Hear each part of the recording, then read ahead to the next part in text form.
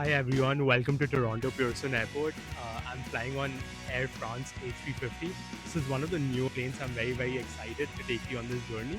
We're actually flying in economy class, and since I'm a Flying Blue Silver member, I got myself a seat in the front of the cabin. Currently, I'm the only one sitting in a three-person row, so I hope it remains like that. So let me take you through the journey with myself.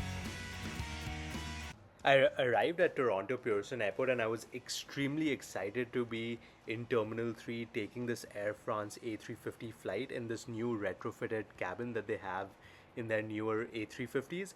I had a lot of luggage with me, so using my Flying Blue Silver access, I quickly checked in into the priority section of Air France. I got my seat allocated pretty quickly. At the time of check in, I was the only person on my row, and as you can see, the flight had already arrived. Toronto at this time is quite hustling and bustling here in Terminal 3 because you have aircrafts coming in from Europe, from the Caribbean, from Asia at this time, and it's a pretty popular time to be leaving the airport. I quickly made my way through security and into the terminal. It was fairly quiet for this time of the day, which was a little surprising for me. Sitting in Terminal 3, it's actually very empty. Something that I haven't seen Toronto Airport be so empty at any time ever. So let's see how the flight is. Hopefully, the seats next to me are empty as well. Due to my Flying Blue Silver status, I boarded through Zone 3. I was one of the few people to board through. Our beautiful aircraft was this A350-900. It had 48 business class seats, 32 premium economy seats, and 212 Safran Z300 seats arranged in a 333 configuration. I was seated in seat 22C for this flight, which had a seat width of 18 degrees, a recline of 118 degrees, and a row pitch of 31 degrees.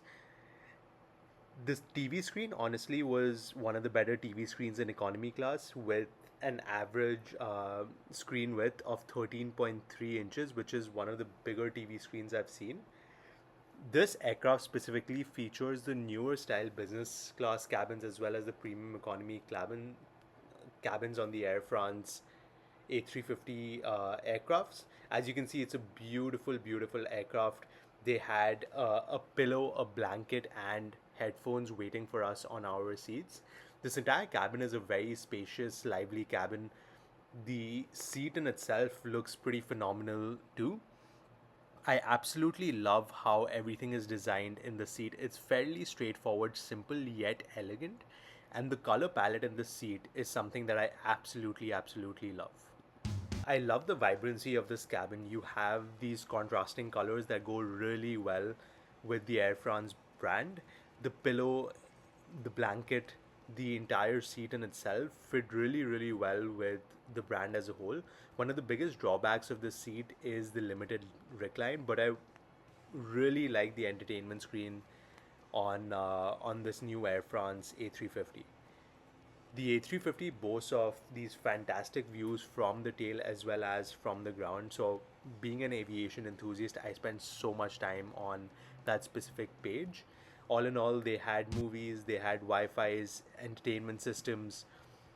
You had a lot of different movies, TV shows, and other things on offer as well. As you can see, I was scrolling through the different movies on this TV screen. But what I really also liked was this 3D interactive map that helped you see how much time it's going to take to get to the destination, all of the different features of the aircraft. And before we knew it, we were pushing back to take off for our flight. We had the safety instruction video that started playing, a little bit of a random safety instruction video, but it was still fun. And since I was in an aisle seat, I didn't have that clear of a view or access to look out and see what was happening outside of the window. But these TV screens made it really easy for me to kind of understand and see where we were at. And I love the takeoff. Very smooth on the A350. I love the engines that we have. The sound of the engines taking off is something that was music to my ears.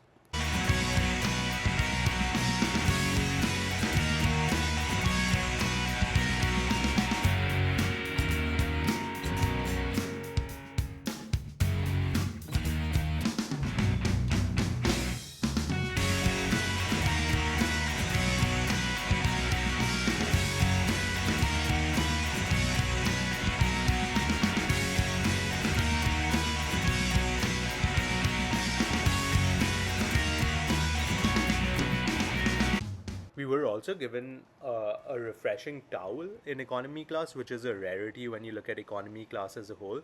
So I love this new touch that Air France has on its medium haul to long haul flights as well. Using this towel, I got myself situated comfortably, and within 30 to 45 minutes of the flight, we were served food.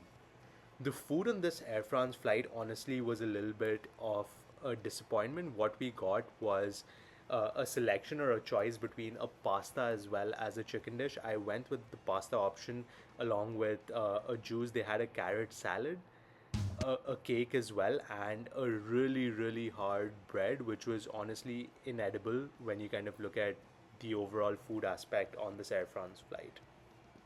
The wooden cutlery, however, was a very basic touch throughout the meal on this Air France flight.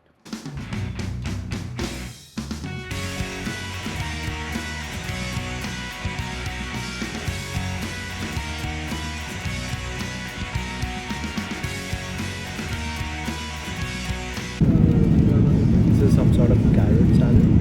It's really, really good.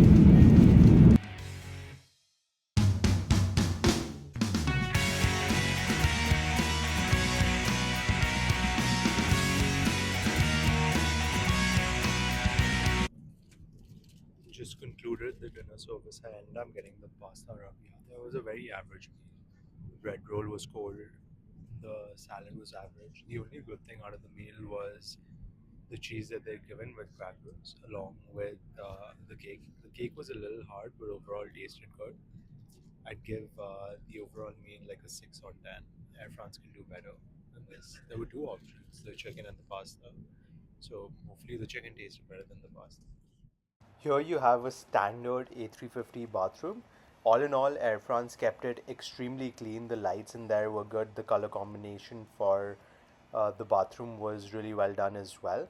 And before we knew it, we were halfway through the flight, and I wanted to get some snacks. So I discovered these premium snacks at the back of the plane. They had some chocolates, some coffrets, some really good mandolins as well. And I just thought it was a really, really good touch when you look at an economy class snack basket that you get usually on other aircrafts. I made my way back to my seat, and the flight was actually extremely full, which I've seen the route within Toronto to Paris has always been extremely full. I tasted some of these chocolates as I was mentioning, and with only 2.5 hours left on the flight, I got to see some of these beautiful views of the sunrise coming in. I love the A350 as a whole. I believe it's one of the best aircrafts out there. I caught up on some episodes of Friends, and before we knew it, we were having a small little coffee and breakfast service.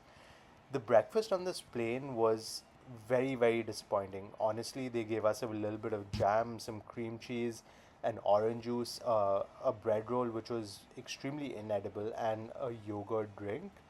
I think for a 7 hour flight, a breakfast like this is extremely not sufficient. If you look at some of the other Middle Eastern carriers, or even like a Canadian carrier as per se, you get much better food than this on a 7.5 hour flight. So you could do better, Air France, in that regard. And before we knew it, we were ready to land in Paris.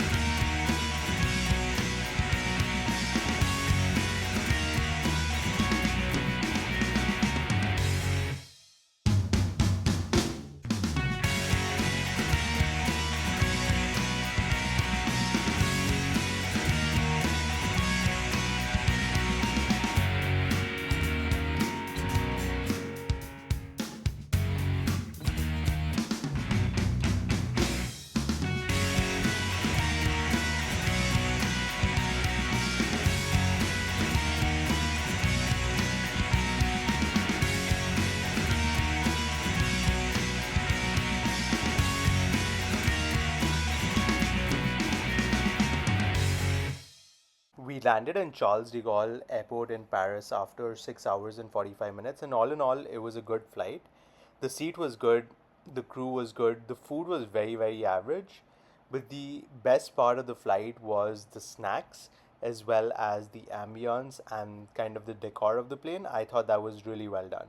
And walking through the cabin, you could really see the effort that Air France has put in its newer cabin. So I really appreciated that.